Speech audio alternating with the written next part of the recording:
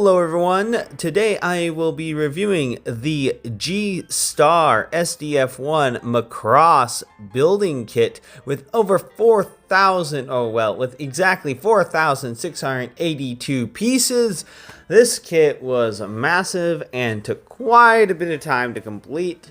It was quite fun, although I will admit it was a bit tedious taking a shot for pretty much every single step of the way to so that I could make a stop motion progress video, which is currently on screen. It brought back memories of me building my own Lego SDF-1 back in the day, but obviously without a kit or anything like that, so it was just whatever Legos I could scrounge up. And definitely nowhere near as complex as this one. So I am definitely bittersweet, but more sweet than bitter, getting to build my own Lego SDF-1 after so many years. It's definitely something that I really was looking forward to once I saw this kit online. I do believe I saw it on Show Z Store, or at least one of their sites, or something similar to that, and it came in a really big box and took so long to do, like I said. But yeah, it took about a week, and it was definitely worth the time.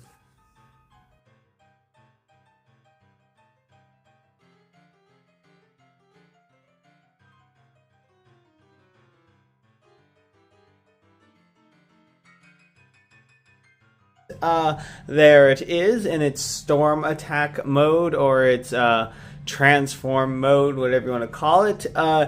If you might notice, it is sagging just a little bit, but I mean, it's not too unrealistic from the cartoon, as it did kind of splay outward a little bit, especially after it was severely damaged. But whatever, it is Lego, building block kit, so obviously the weight is, let's just say it's almost on the verge of being too big for working well with Legos. I definitely would be interested if they were to make a smaller version of this, but it is still really cool if you ask me. The articulation is very limited.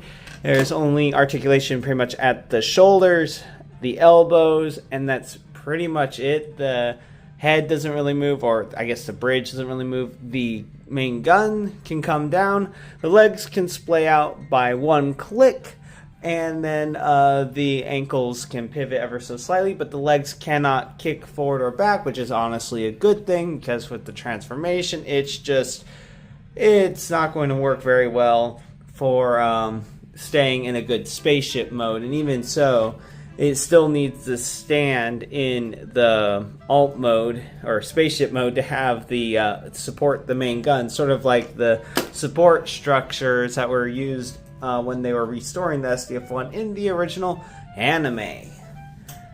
The guns are on turrets. They can rotate, and the little guns can move, at least on most of them. The guns, unfortunately, on the shoulders do not move up and down, but they do move side to side. And then these guns obviously don't move at all. This one right here rotates around, and that's pretty much it. And the problem is the joints are ratchets, but the problem is it's just Lego, and it's so heavy that it's very hard to support more than just this basic pose. It is very complicated. It has two thick books, just very thick books. Oh boy. And then there's a couple of problems I have with it, other than the obvious articulation things.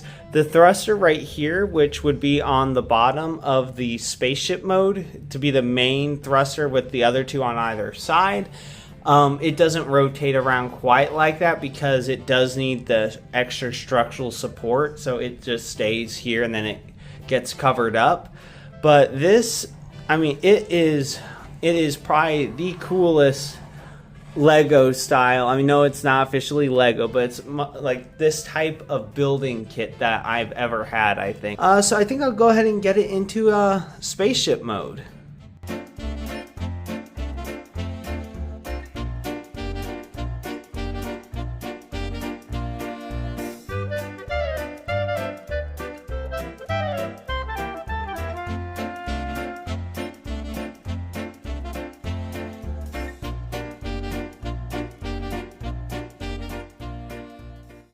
So here we have the SDF-1 in its spaceship mode, and it looks really cool. I will admit, near the front, it does bow upward just a little bit because the stand isn't quite the perfect height. I mean, I could probably try to tweak the height just a little bit, or raise up the back end just a little bit to make it perfect.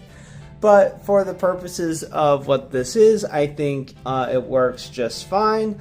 Although transforming this thing can be a bit of a pain because it is bricks, so parts will pop off, and yeah, and the problem with this one, most Lego kits, like official Lego kits, come with extra pieces for ones are commonly lost or things like that. This one came with 0 extra pieces, so if you lost any, you're out of luck. And speaking of pieces are missing, they didn't have 4 missing pieces, but they had 4 of the wrong pieces. They had 4 of these when it's supposed to be smooth on one side and these pegs on the other for the bottom of the feet. Fortunately though, just leaving those out doesn't really affect the look of it or the integrity of it. Let's go ahead and take phone off the stand for a moment just to get a closer look. But the feet right here, it was supposed to be for the underneath of these, but as you can see, it's, unless you get right in there, like right in there, you can't really tell that there's anything wrong with it, so it's not that big of a deal. But I mean, this thing is impressive.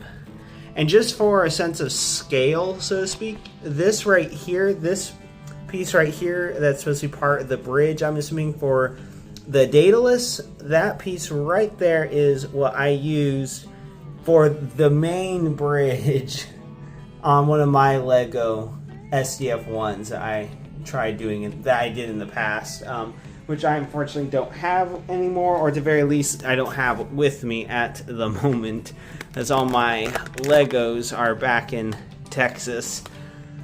Anyway, but this set is really cool, especially if you don't plan on playing with it or anything like that. If you plan just on you know, displaying it in one mode or the other, I think it's perfectly fine for that. Although, like I said, transforming, that's a bit of an issue because things tend to pop off when you do slide the shoulders down a bit, which can cause the mechanism essentially inside to kind of pop open the box, which is really annoying and kind of freaks you out a little bit because you're like, how am I going to put this back together if it comes apart? And also another thing, which is a big thing because I'm going to be moving pretty soon, is like, okay, so how can I take this apart in such a way that it's easy to transport? I think some of the parts could be relatively easily taken apart, but it is very well constructed, so it's definitely, okay, I say it's well constructed, but also it's a little too big for its own good, so it's like its own weight stresses it out to a degree. But the problem is it's built well enough to where it's not easy, it's not as modular, and I think it's funny, modular transformation, but it's not very modular for breaking apart. Obviously you could take off the bridge, Daedalus, Prometheus, possibly the main gun, but other than that, the rest of it's pretty well put together. And I guess you could take off the feet, but that doesn't really do much. So I'll figure out what to do for packing it. But overall, I really think that this thing is worth it. I think it's really fun, except for, like I said, transforming it. That's a little scary sometimes, but it definitely looks really good. And it is big. It is the biggest SDF one I have. I do have an original one. I did a review of it a while back if you want to take a look at that. But it is definitely bigger than that one. But this is still really cool. If you love Robotech and you love Legos, I think this would be a good kit for you. Anyway, that's about it for this Lego kit, our unofficial or off-brand Lego kit. And if you like this review and you'd like to see more, please click that like and subscribe button to see more. And until next time, have a good one, everyone.